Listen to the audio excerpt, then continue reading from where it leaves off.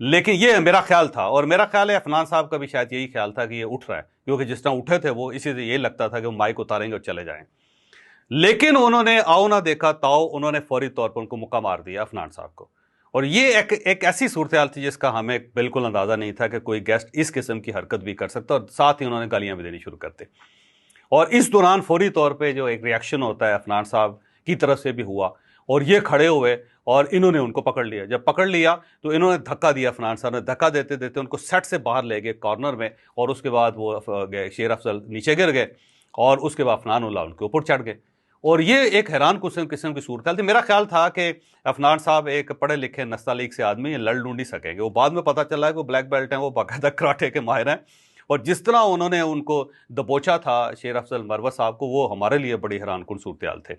کیونکہ ہمارا خیال تھا کہ ٹھیک ہے اگر ایک بندے نے بدتمیزی کی، دوسرا اس قسم کا ریاکشن نہیں ظاہر کرے گا. ہمارے لیے وہ ریاکشن بھی بڑا حیران کن تھا. بہرحال اب وہاں پہ سین یہ تھا کہ ایک کارنر ہے جس کے اندر شیر افضل مروت صاحب نیچے گرے ہوئے ہیں، اور عفنان اللہ اس کے اوپر چڑھے ہوئے ہیں، اور ان کو دے موقع دے کونی اور ماری جا رہے ہیں، اور وہ نیچے سے گالیاں دی جا رہے ہیں. وہ ان کا ہاتھ پکڑ رہے ہیں نیچے سے، وہ بھی پھینٹا لگانے کی کوشش کر رہا ہے، لیکن وہ عفنان اللہ نے جکڑ لیا اس کو مکمل طور پہ. اتنا زیادہ جکڑ لیا کہ ہمیں الگ کرنے کے لیے خاصی فورس لگانی پڑ گئی، اور وہ ظاہر ان کو چھوڑ نہیں رہے تھے. تو بہرحال اب میرے لیے عجیب سی سچویشن تھی. میں اٹھا تو وہ جو تاریں ساری تھی وہ میرے پاؤں کے ساتھ لپٹ گئی، جو سائڈ مائک سی تھی. اب میں اس کو نکالنے میں مجھے بڑا ٹائم لگ گیا. پھر کیمرہ مین جو تھے وہ سکتے میں آ گئے کہ اب اس صورتحال کو کیا سنبھالنا ہے. جو پینل کے اوپر لڑکے بیٹھے ہوئے تھے وہ بڑے پریشان ہو گئے کہ اب ایسی سچویشن میں ہم نے کرنا کیا ہے. تو اب بہرحال فوری طور پہ لوگ وہاں پہ پہنچ گئے، اندر پہنچ کے انہوں نے عفنان صاحب کو اوپر سے اٹھانا شروع کیا. بڑا زور لگایا لیکن وہ اس کو چھوڑ ہی نہیں رہے تھے. بہرحال بڑی مشکل سے ان دونوں نے سب لوگوں نے مل کے ان دونوں کو الگ کیا. تو عفنان صاحب کو اور 2-3 دوسرے لوگ تھے ان کو لے کے ہم فوری طور پہ اسٹوڈیو سے باہر آ گئے، کیونکہ دونوں وہاں پہ اٹھے تو ظاہر ہے وہاں پہ شیشہ ہے، وہاں پہ لائٹس ہیں، وہاں پہ کیمرے ہیں، وہاں پہ کرسی ہیں، تو وہ چل سکتی تھی، ایک دوسرے کو ڈیمیج ہو سکتا تھا، نقصان ہو سکتا تھا. تو وہاں سے نکالنا جو تھا وہ بڑا ضروری تھا.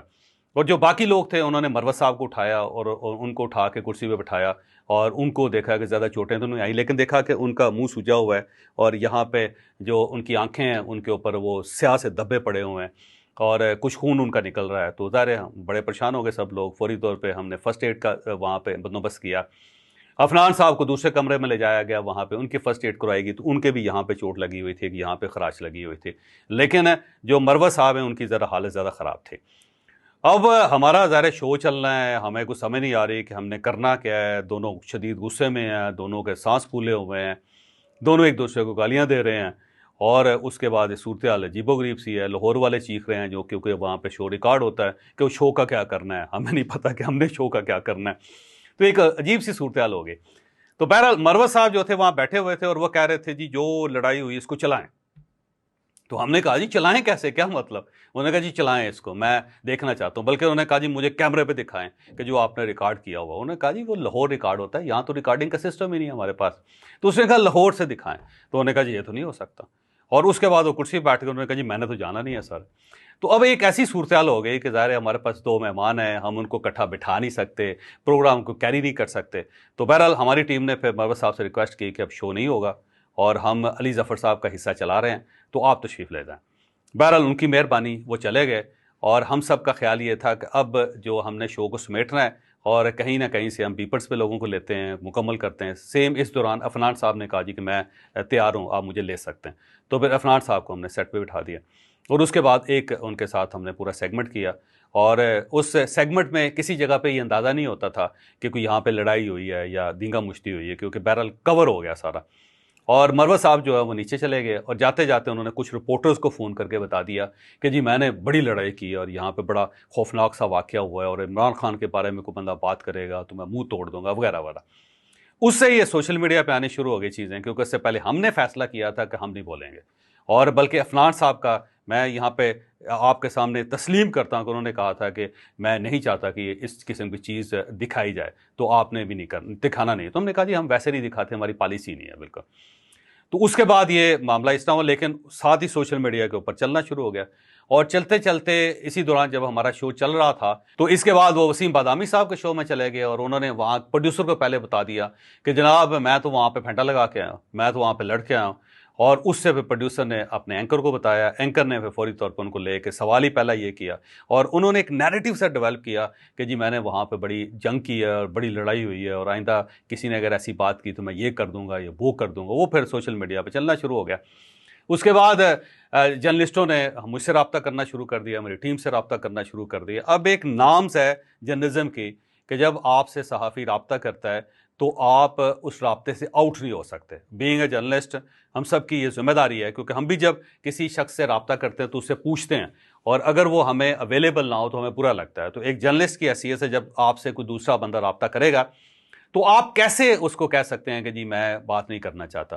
تو لوگوں نے رابطہ کیا، لیکن شروع میں میرا رسپانس یہ تھا کہ میں کوئی کمنٹ نہیں کرنا چاہتا اس پہ، تو میں نے کسی جگہ کوئی ورژن نہیں دیا۔ دوست کہتے رہے، وسیم بادامی صاحب کا بھی مجھے فون آیا، لیکن میں نے کہا جی میں اس پہ کوئی بات نہیں کرنا چاہتا۔ بہرحال کسی طرف سے ہم بات نہیں کر رہے تھے، لیکن اس کے بارے میں اسپیکولیشن ایسی پھیلنی شروع ہوئی اور ایسی غلط قسم کی انفارمیشن پھیلنی شروع ہوئی کہ پھر میں نے رات کو لیٹ نائٹ میں نے فیصلہ کیا کہ جو صورتحال ہے میں آپ سب کے سامنے رکھ دیتا ہوں تاکہ چیزیں کلیئر ہو جائیں۔ تو یہ صرف کلیئرٹی کے لیے ہم یہ ساری چیزیں رکھ رہے ہیں۔ اب اس میں سوال یہ ہے، کئی سوال پیدا ہوتے ہیں جو میں اب ایک ایک سوال کا جواب آپ کو دیتا جاتا ہوں کہ یہ سٹارٹ کس نے کیا تھا؟ یہ سٹارٹ شیر افضل مروت صاحب نے کیا تھا، کیونکہ جب ان سے ایک نارمل سوال ہو رہا ہے اور دوسرا گیسٹ ایک نارملی بول رہا ہے اور وہ کسی قسم کی کوئی بات نہیں کر رہا، وہ ہنس رہا ہے، مسکرا رہا ہے، اور شیر افضل مروت صاحب کو پھر بلو دا بیلٹ بات کرنے کی ضرورت نہیں تھی۔ پھر اگر انہوں نے کر دی تھی تو پھر انہیں دوسرے آدمی کا جواب سننا چاہیے تھا، اور جب دوسرا آدمی جواب دے رہا ہے تو ایک تو وہ اس جواب کو ریجیکٹ بھی کر رہے ہیں اور ساتھ ساتھ وہ ہائپر بھی ہو رہے ہیں، جو ظاہر ہے میرا نہیں خیال کہ کسی سینسیبل آدمی سے توقع کی جا سکتی۔